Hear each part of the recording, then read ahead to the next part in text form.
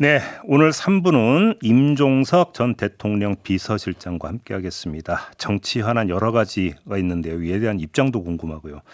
남북 관계가 요즘 상당히 안 좋게 흘러가고 있는데 이에 대한 좀 견해도 좀 여쭤보고자 오늘 모셨습니다. 어서 오세요. 예, 안녕하세요. 자, 일단 남북 관계부터 좀 여쭤볼게요. 남북경제문화협력재단 이사장도 맡고 계시고 대북 특사로도 다녀오셨고 누구보다 북한 사정에 정통하신 분인데 북한의 요즘 그 움직임을 보면 대남 강경을 넘어서 대남 적대시잖아요. 네. 왜 이런다고 생각하세요? 실제로 굉장히 위험해졌다는 측면에서 굉장히 심각한데요. 네.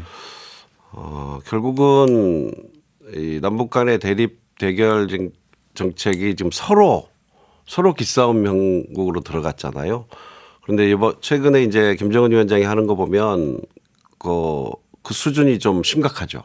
발언 수위가 그런데 또 한편으로는 즉흥적이지 않고 상당히 계산됐다는 생각도 들고요.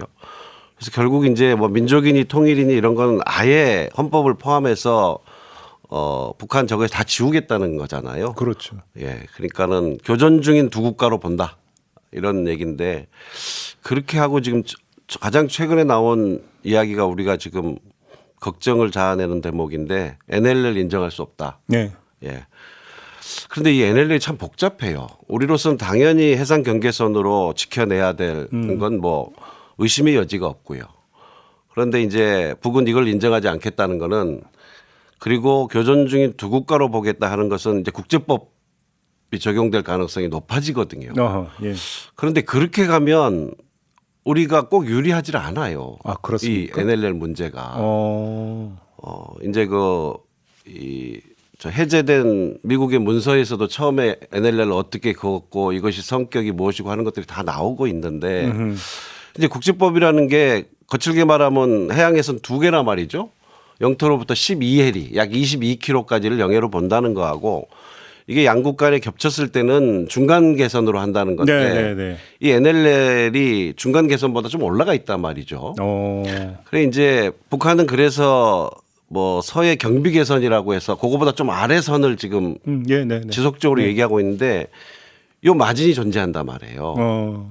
그런데 우리는 NLL을 수호해야 하고 마땅히. 그런데 북은 인정하지 않고 서해 경비 개선을 주장하면서 이것이 해상에서의 군사 행동을 쌍방간에 나설 때 충돌의 위험은 정말 커지고 있다. 그러면 제한적 무력 충돌 가능성도 상당히 높아지고 있다고. 관리를 못하면 분명히 저는 그런 위험은 현실이 될 이런 위험한 상황까지 왔다. 그러니까 오히려 우리가 NLL을 확고하게 지킬 수 있었을 때는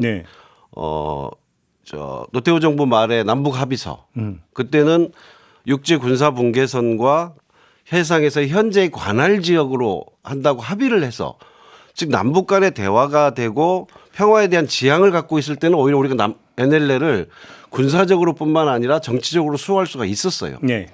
또 문재인 정부 때 맺었던 남북 합의서도 마찬가지입니다. 남북 합의서도 현재 서해 전체를 평화 지역으로 공동으로 관리해 나가되 현재 관할 지역을 기준으로 하는 것에 대해서는 그렇게 남북 간의 합의를 통해서 해왔던 것이 지금 남북 관계가 더할 나위 없이 악화되고 나니까 지금 북이 전혀 다른 이제 기준을 지금 제시하고 나오는 거거든요. 그렇죠. 저는 정부가 이것을 어떻게 관리하려고 하는 것인지 정부에게 제가 촉구 드리는 것은 그냥 강경하게 말만 한다고 해서 안보가 지켜지는 것이 아니다. 그래서 이 국제적 또는 특히 우리 국민들의 불안을 덜어주려면 이 문제에 대해서 정부가 북하고도 최소한의 어떤 대화를 통해서 위기 관리를 해줘야 되고 또 예전에는 이런 문제를 다루기 위해서 중국과 러시아와의 외교를 우리가 활발하게 했었는데 완전히 중국 러시아 관계를 외교 관계를 지금 거의 제로 베이스로 완전히 망쳐놔 버렸단 말이에요. 그래서 제가 자주 이 외교안보 당국자들한테 이 문제를 얘기를 하는데 어떤 변화도 감지할 수 없어서 저의 걱정으로만 안 끝나면 어떠나. 외교 당국자들은 뭐라고 하던가요? 글쎄요, 저는 이제 지금 우리도 북한의 저런 지금 최근의 움직임은 마땅히 수정돼야 하는데 우리도 과연 북을 지금 대화 상대로 또 평화 공존의 상대로 이 정부가 보고 있는 건지 저는 이전부터 먼저 분명히 해야 한다는 거예요. 그래야 첫 발을 뗄 수 있는데 윤석열 대통령도 그렇고 통일부 장관도 국방부 장관도 북하고 크게 다르지 않는 톤으로 얘기를 하면서 대립 대결로만 가고 있어서 걱정입니다. 네. 알겠습니다. 또 하나 2018년 7월에 그 비서실장으로 계셨었죠 그때. 네.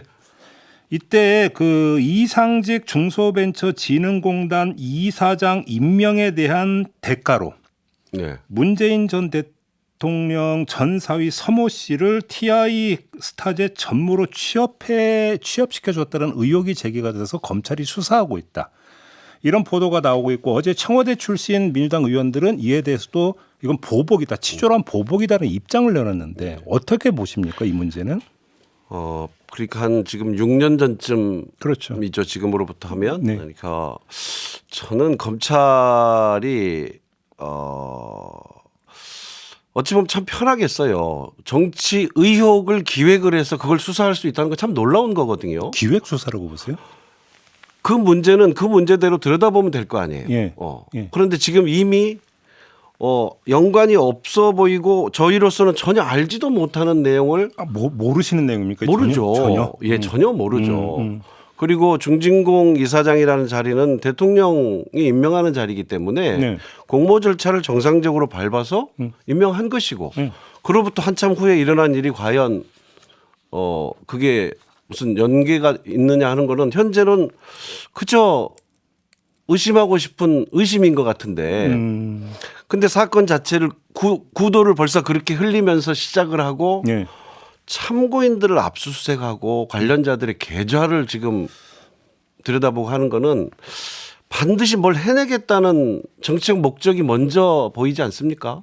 정책 목적이라고 하는 건 일각에서 이주장을 하는데 김건희 특검법이 통과가 됐고 김건희 여사는 의혹이 집중적으로 제기되고 국민들의 평가가 안 좋으니까 일종의 물타기성 그런 걸로 지금 이거 수사 들어간 거 아니야 이런 주장이 드는데 누가 봐도 그렇게 의심이 되죠. 그렇게 보시면 하나는 선거 시기에 수사를 쭉 해왔으면 이렇게 중요한 수사는 의심받지 않게 수사를 하든지 내 끌다가 지금 이 시점에서 하고 있는 거는 누가 봐도 하나는 선거 앞두고 한다는 의심을 받을 수밖에 없고 특히나 김건희 특검법에 대해서는 국민들의 65%가 해야 된다고 보고 있는데 아무런 설명도 하지 않으면서 네.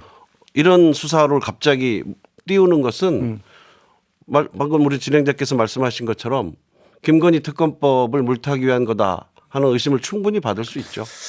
알겠습니다.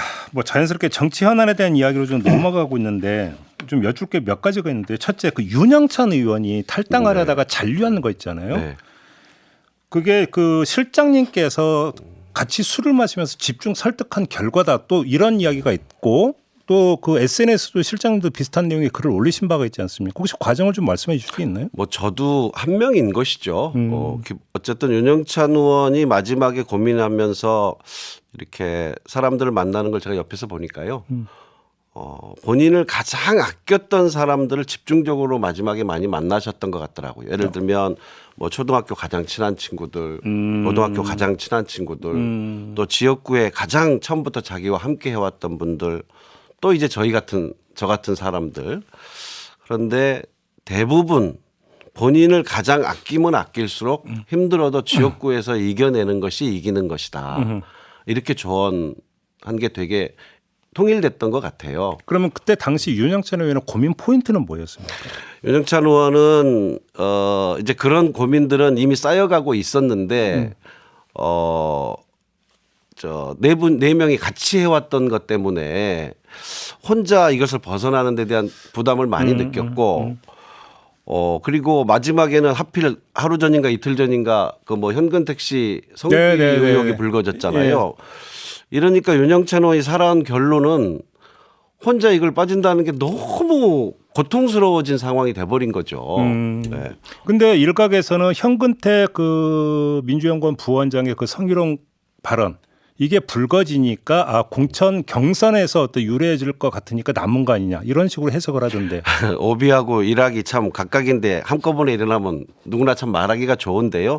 적어도 윤영찬 의원과 자주 만나면서 그분이 고민해온 흔적을 아는 저로서는 정말 그것은 무관하다 알겠습니다. 하고 변호해드리고 싶습니다. 아무튼 잔류는 이미 이제 결정이 된 거고 어제 오늘 지금 또 나오고 있는 관련 얘기가 현근택 부원장이 총선 불출마를 선언을 했어요. 결국은 이러다 보니까 강성당원을 중심으로 윤영찬 의원을 공천하면 안 된다. 이런 주장이 나오고 있다는데 이런 어떤 목소리는 어떻게 평가하십니까? 제가 이번 총선을 앞두고 계속 이야기하는 것은 덧셈해야 한다. 오히려 윤영찬 의원이 정상적인 당의 투명하고 공정한 경선 과정을 거쳐서 네. 후보가 될 수 있다면 예. 그런 것은 덧셈이 되겠죠. 그리고 현근택 씨가 불출마하게 된 것은 무슨 윤영찬 의원이 어떻게 해서 그런 게 아니잖아요. 누구도 생각하지 못했던 일이 네네. 불거졌고 네. 또 공관위원장께서 엄중하게 하겠다는 게 되면서 된 것이니까 네네네.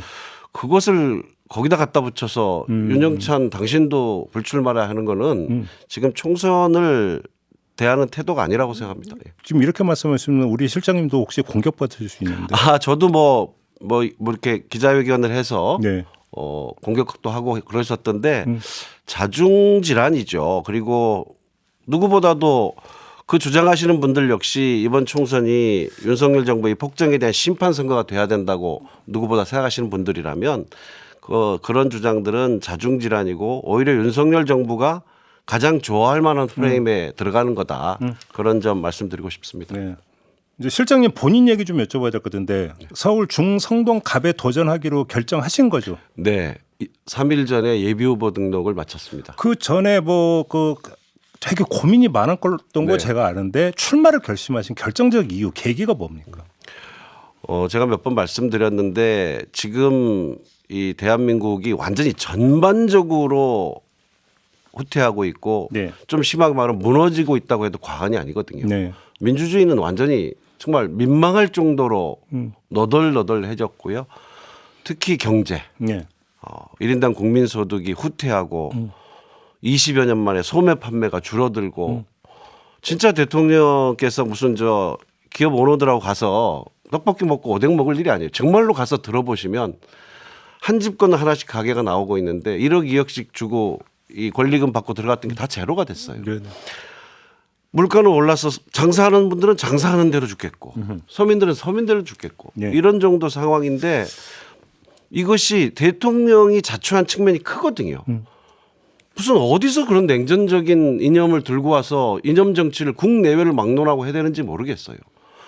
조금이라도 힘을 합하고 대한민국이 확장해도 부족한 시점에 완전히 국제적으로는 고립되고 국내는 국민을 양분시키고 야당을 탄압하고 언론을 탄압하고 이런 국면이잖아요. 그래서 저는 지금은 저뿐만 아니라 누구라도 참여해서 4월 10일 날 윤석열 정부의 폭주를 힘으로 멈춰 세워야 한다는 거예요. 왜냐하면 수정할 생각이 없어요. 근데 의원님은 정계 복귀를 선언하셨지만 네. 한동훈 비대위원장은 86 운동권 패권주의를 청산해야 된다고 지금 계속 주장을 하고 있거든요. 그러니까 이른바 운동권 출신 정치인의 대표 주자 중에 한 분이 바로 실장님이었는데 어떤 입장이십니까 이거에 대해서는? 우리 한동훈 비대위원장이 1,000만 넘게 본 서울의 봄을 보셨는지 모르겠어요. 저는 제 대학 전공이 무기재료공학 신소재공학입니다. 어허. 저는 제가 운동을 하려고 뛰어든 게 아니에요. 군부 구테타 세력이 우리 일상을 무너뜨리면서 쳐들어온 거예요. 학교 앞마당까지 교실까지 쳐들어온 것이고 정말 무섭고 도망가고 싶었지만 도망가지 않고 버티고 싸운 거예요. 네. 그래서 12.12 구테타 세력이 92년 대통령 선거를 통해서 이제 원민정부로 바꾸면서 물러간 거 아닙니까?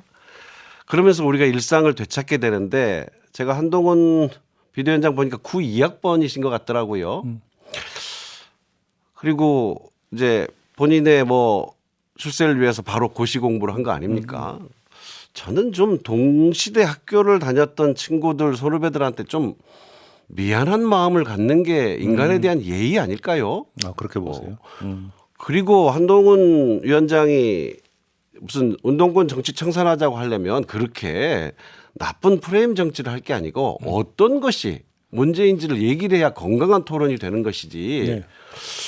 무슨 뭔가 군사 정권 시절에 양심을 못 가졌거나 양심의 소리에 귀 기울이진 못하고 자기 일신에만 매달렸거나 하는 것이 일단 무슨 컴플렉스가 있는 게 아니라면 저는 다시는 그런 얘기 안 했으면 좋겠습니다. 그러면 어제 예를 들어서 운동권 그 정치인 청산의 하나의 사례로 정청래 의원을 지목을 하면서 김경률 회계사 출마를 이야기를 했단 네. 말이에요. 이건 어떻게 평가하세요? 정청래 의원이 굉장히 좋아하고 있을 것 같은데요.